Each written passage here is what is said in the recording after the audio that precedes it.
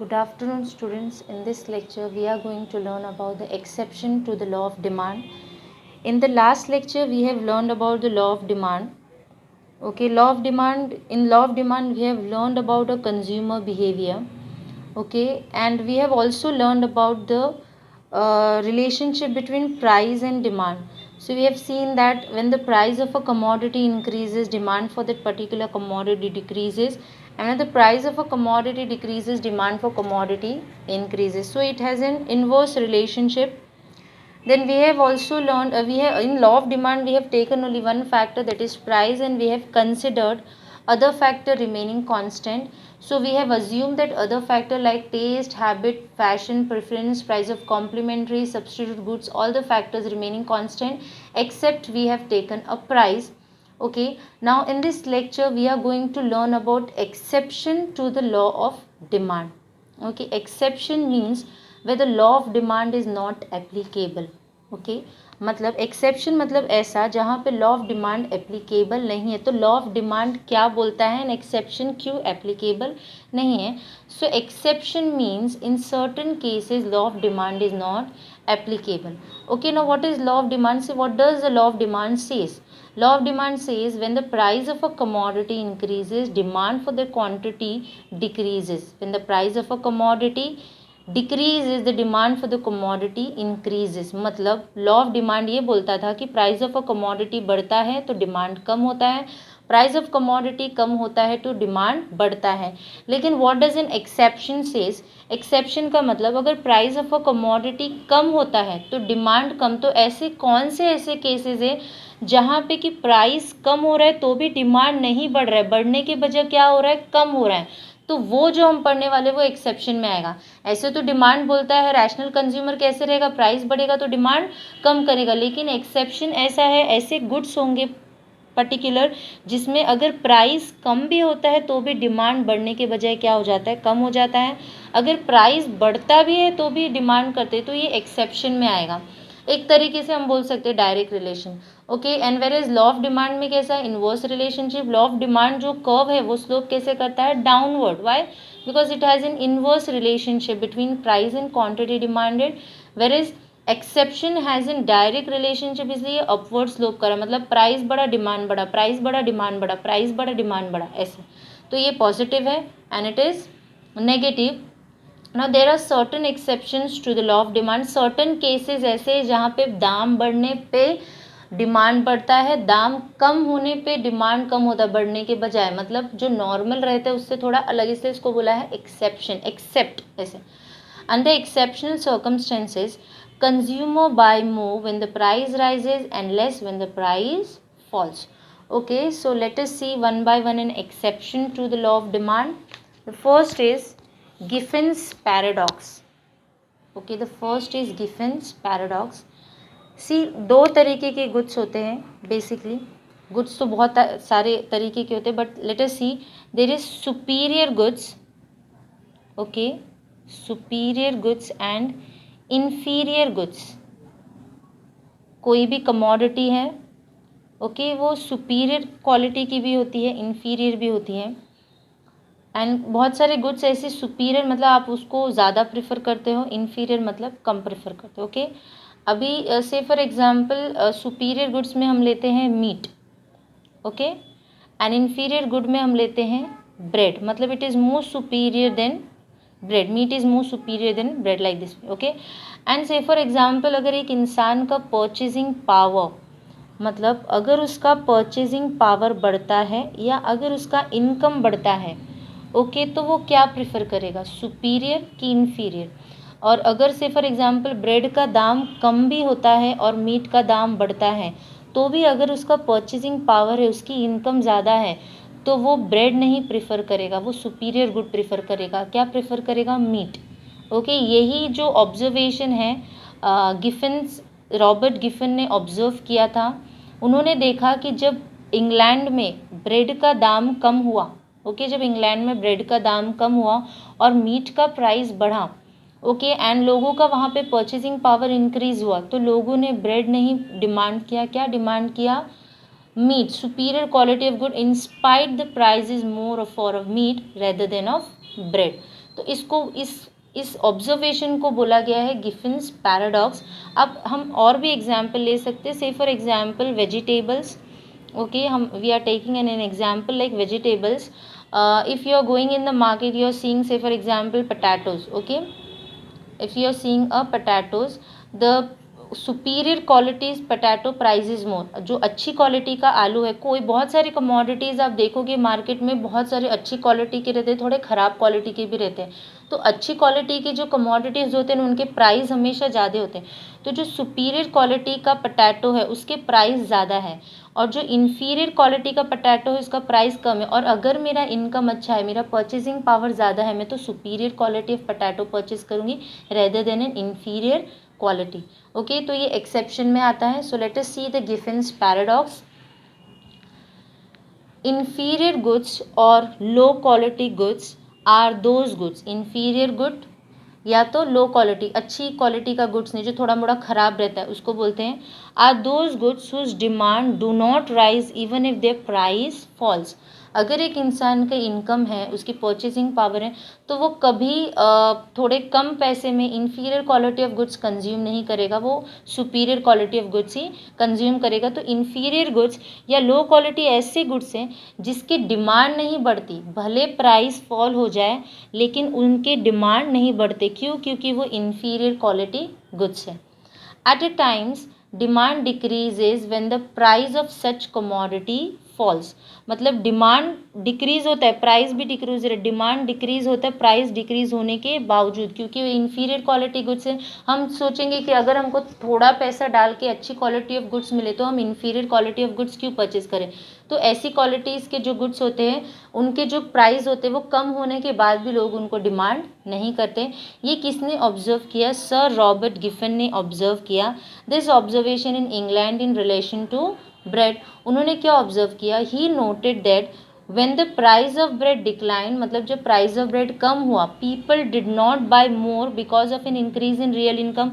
उनका इनकम बढ़ गया तो उनका परचेसिंग पावर, इनकम बढ़ता है तो परचेसिंग पावर अपने आप, पैसा आएगा तो आपकी खरीदने की क्षमता अपने आप बढ़ जाती है.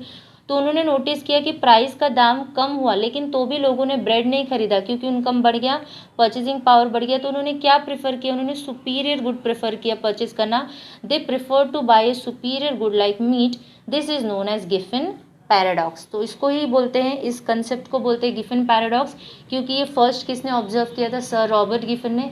इन्होंने ऑब्जर्व क्या किया था? इन्होंने देखा कि जो इन्फीरियर क्वालिटी ऑफ गुड्स होती है, जो लो क्वालिटी ऑफ गुड्स होती है, उनके प्राइस कम होने के बावजूद भी उनके डिमांड नहीं होते. Okay, now the second is let us see the prestige goods.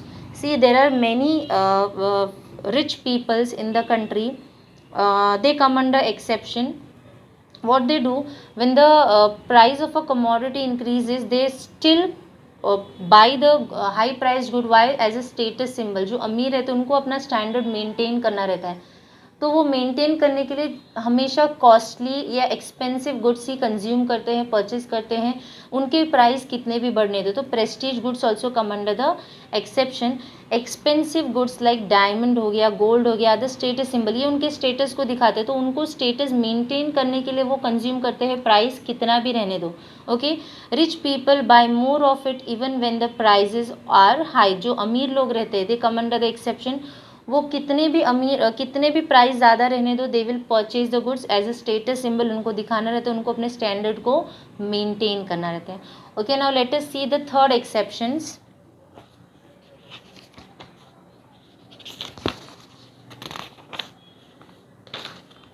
The third exception is speculation. ना स्पेक्यूलेशन मतलब आप पहले से ही ऐसा अज्यूम करते हो कि हाँ आगे चल के, अभी से फॉर एग्जांपल प्रेजेंटली भी अगर उस कमोडिटी का दाम ज़्यादा ही है और आप ऐसे अज्यूम करते हो कि आगे चल के उसका दाम और बढ़ जाओगे, तो आप प्रेजेंट में जो प्राइस बढ़ा है उस पर ही आप परचेस करोगे, और जो ये सोचोगे कि आगे चल के और दाम बढ़ने से अच्छा हम अभी परचेस करें. मतलब at present even at a rising prices you tend to purchase more because you speculate कि फ्यूचर में जाके उसका प्राइस और ज़्यादा बढ़ सकता है. तो it is known as a speculation. Now let us see the law of demand does not hold true when people expect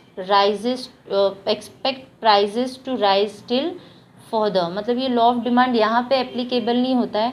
जब लोग ऐसा एक्सपेक्ट करते हैं, ऐसा सोचते हैं कि आगे चल के उस कोई भी कमोडिटी का दाम बढ़ने वाला है, तो वो क्या करेंगे, प्रेजेंट कंडीशन पे even at a high price वो कंज्यूम करेंगे। In this case although the price have Ryzen today, मतलब ऑलरेडी उसका दाम बढ़ा है, कंज्यूमर विल डिमांड मोर, तो भी कंज्यूमर ज़्यादा डिमांड करेंगे इन एंटिसिपेशन, मतलब वो ऐसे सोचेंगे, वैसे उनको ऐसा अजम्पशन लगाएंगे कि in further rise in the price, मतलब वो ऐसे एंटिसिपेट करके चलेंगे कि आगे चल के उसका दाम बढ़ने वाला है, तो वो प्रेजेंट में भी इंक्रीज प्राइस पे वो कमोडिटी को कंज्यूम करेंगे। इसलिए यहाँ पे लॉ ऑफ डिमांड एप्लीकेबल नहीं है। It also comes under an exception. Now example दिया है, say for example price of oil sugar tends to rise before Diwali, मतलब दिवाली के कुछ दिन पहले ऑयल और शुगर, क्योंकि ये सारे इन कमोडिटीज़ हम यूज़ करते हैं बहुत सारे चीज़ें बनाने के लिए, तो इनका प्राइस दिवाली से पहले ही बढ़ जाता है। So people go on purchasing, तो लोग खरीदना स्टार्ट करते हैं more at a high price as they anticipate, उनको ऐसा लगता है कि प्राइजेज में राइज ड्यूरिंग दिवाली, मतलब जब दिवाली आ जाएगा तो इनके दाम और बढ़ जाएंगे, इसलिए वो क्या करते हैं, पहले से ही इंक्रीजिंग प्राइस पे कमोडिटी क्या करते हैं, डिमांड करते हैं, कंज्यूम करते हैं। तो speculation is also one of an exception to the law of demand. Now let us see the price illusion. Okay, price illusion मतलब एक तरीके का भ्रम होता है। ऐसे लोगों में, बहुत सारे लोगों में ऐसे इल्यूजन होता है कि जो अच्छे कॉस्टली गुड्स रहते हैं, ओके, उनकी जो क्वालिटी रहती है वो ज़्यादा अच्छी रहती है, इसलिए अगर प्राइस बढ़ता है तो भी वो डिमांड करते हैं। So price illusion, consumer have an illusion that high price goods are of better quality, उनको ऐसा लगता है कि जो अच्छे महंगे प्रोडक्ट्स होते हैं, उनकी जो क्वालिटी होती है वो अच्छी होती है। So therefore the demand for such good tend to increase with the rise in their price, इसलिए ऐसे गुड्स के डिमांड वो increasing rise in the price में भी डिमांड करते हैं।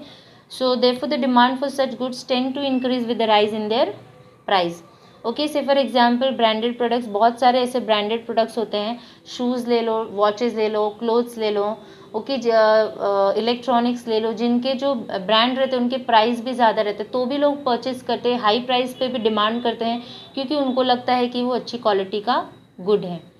Okay, so we have done with the 4 exceptions. Now let us see the last 2 exceptions. Ignorance. See, ignorance, sometimes due to ignorance, मतलब they don't have the knowledge, they don't have an idea about the market, so even at a high price they tend to demand more. So sometimes due to ignorance people buy more of a commodity at a higher prices, मतलब उनको पता नहीं रहता इसलिए ज़्यादा दाम पे भी वो कमोडिटी डिमांड करते हैं। This may be ignorant when consumer is ignorant about the price of a commodity in other places, उनको दाम के बारे में नॉलेज नहीं रहती, उनको पता नहीं रहता कि अदर प्लेसेस में उसका क्या दाम है। Okay, then let us see the last, that is habitual goods. Habitual goods, due to habit of consumption of certain goods like tea, is purchased in required quantities even at a higher price. Habitual goods मतलब जिसकी आपको habit हो जाती है, आप addicted हो जाते, तो वैसे गुड्स के प्राइस कितने भी रहने दो, आप परचेज करोगे, आप डिमांड करोगे। So we have completed with the assumptions, exceptions. Now I have told that I will be just going through the assumptions so that you all can understand. So let us see the assumption. In the next lecture we'll be starting with the one more important topic, that is variation in demand and changes in demand. Okay, now let us see the assumptions.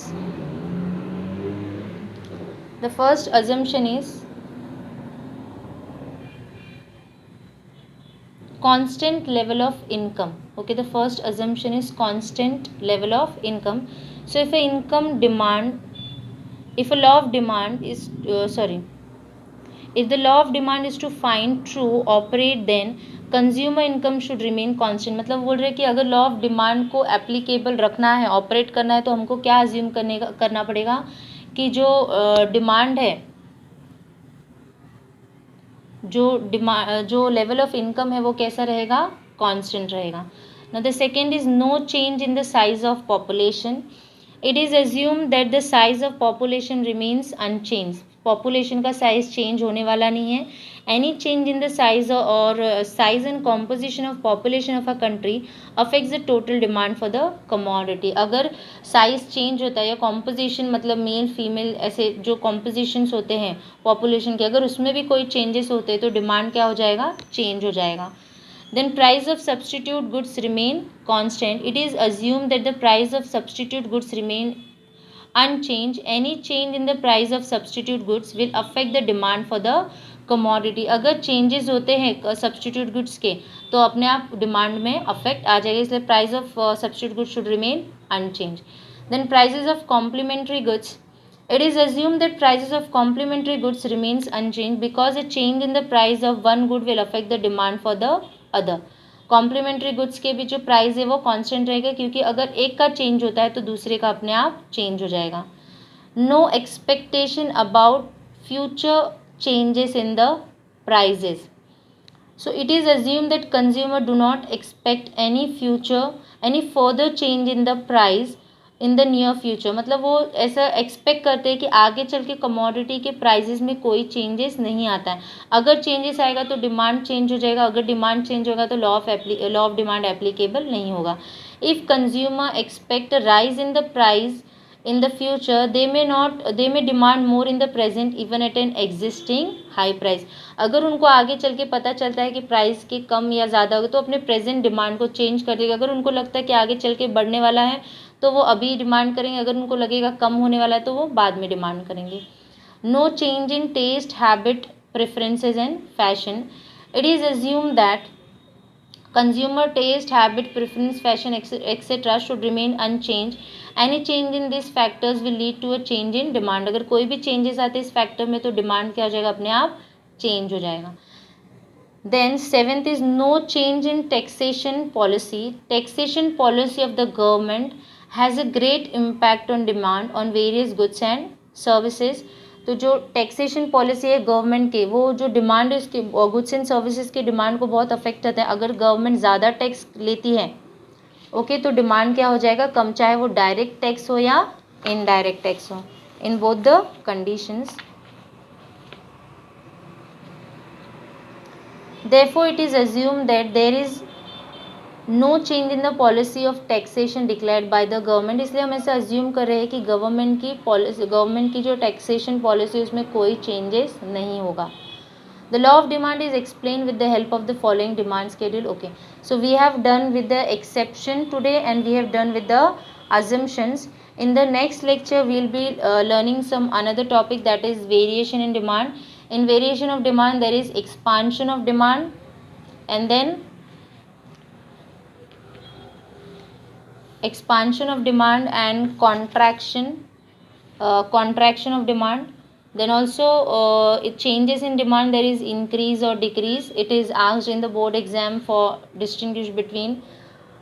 So we have done today. If you all have any doubt or query, you all can ask. After completing this chapter I will be giving notes for both the two chapters, that is second chapter utility and this chapter's objectives I will be marking in the textbook and sending you all the photocopies. You all can see. Agree and disagree I will be writing the notes for you all and sending in the group, and marking of answer I will be giving in the textbook only. If you are not able to understand then tell, I will be giving in different manner. Okay, so today we have done with the lecture. If you all have any doubt you all can ask and go through the lectures. Okay, don't miss the lectures.